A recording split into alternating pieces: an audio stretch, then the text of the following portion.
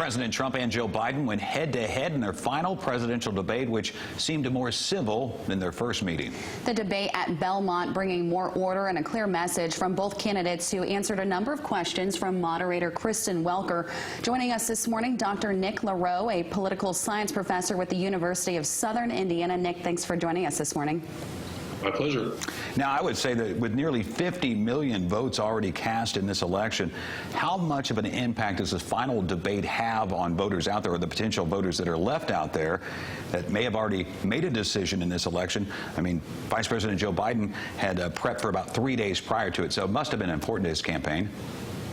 Well, you certainly don't want to have a big moment. So if the polls are even close to correct, Joe Biden is sitting on a pretty comfortable lead. And so it's kind of like running out the clock for him in a football game. You just want to kneel down and not have any fumbles. Other than that, I don't think it'll make too much of an impact. There are very few persuadable voters. Now it's mostly about turnout. Nick, we've pulled a couple of clips from the debate last night we want to get to this morning. We're going to listen. We'll get your reaction in just a second. Okay. What I would say is I'm going to shut down the virus, not the country. It's his ineptitude that caused the country to have to shut down in large part. Why businesses have gone under, why schools are closed, why so many people have lost their living, and why they're concerned. Those other concerns are real. That's why he should have been, instead of in a sand trap in a golf course, he should have been negotiating with Nancy Pelosi and the rest of the Democrats and Republicans about what to do about the acts they were passing for billions of dollars to make sure people had the capacity.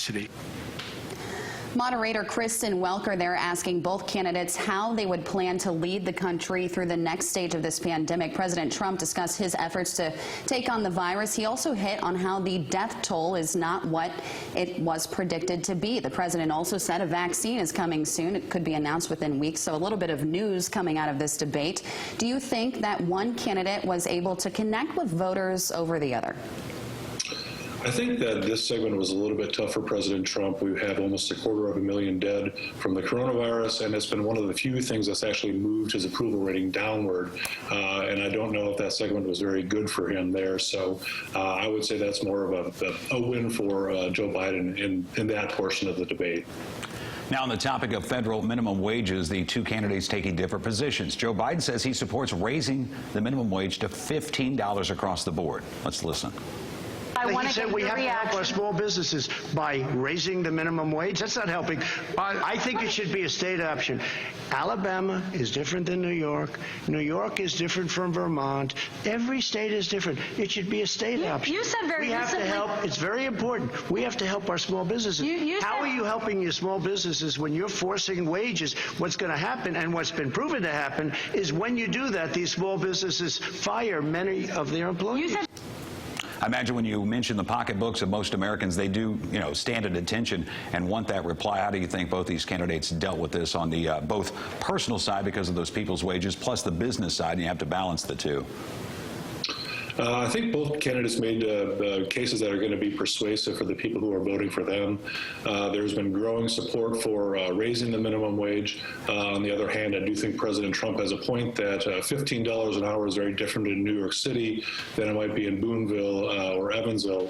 And so I think small business owners might be a little bit more attuned to what President Trump is saying. I think both supporters of both sides liked what they heard there. Nick, one thing we've obviously seen during this pandemic, a lot of changes with our schools. It's something that USI obviously has dealt with as well. One more clip here. We'll get your reaction on the other side. I want to open the schools. The transmittal rate to the teachers is very small, but I want to open the schools. We have to open our country. We're not going to have a country. You can't do this. We can't keep this country closed. This is a massive country with a massive economy. People are losing their jobs. They're committing suicide. There's depression, alcohol, drugs at a level that nobody's ever seen before. There's abuse, tremendous abuse. We have to open our country. Again, the president making his case for how he reacted to the coronavirus pandemic, and he says, we have to keep things open. He also hit on drug abuse, and that's something that we've even seen right here in Vanderburgh County. Several people, dying to what is happening as they, remain behind closed doors with shutdowns and whatnot.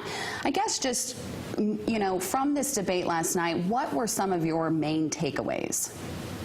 Gosh, one, I was actually happy, especially for the first 40 minutes. To my pleasant surprise, the muting of the microphone option worked pretty well. The debate was much more substantive. I thought the moderator did a good job. And so I think people will be a little bit relieved that this one was closer to what a presidential debate ought to be. Other than that, I don't really believe there are any big moments. Maybe with you talk about energy sources in the end or the coronavirus pandemic in the first one, but it was a pretty smooth debate overall, and I think that probably serves Joe Biden. Now, one last question. I'll make this real quick. We're running out of time here. Doctor, you're a political science professor. Of course, analyzing practical political science is what you do best. So when you watch this debate and you see a candidate that's, well, never held a public office until he was elected president, he's not a typical politician in the traditional sense. So how does that make it, does it make it more difficult to analyze a debate like this? It does. President Trump has kind of broken all of our political science models over the last 4 or 5 years. He's kind of his own animal. So he has had, 4 years in office now, and he's been in front of a TV camera for a large portion of his life. So he does know how to perform, which debates largely are. But yes, it's always hard to say we think we know one thing and then the unexpected happens. So he always keeps us political scientists on our toes.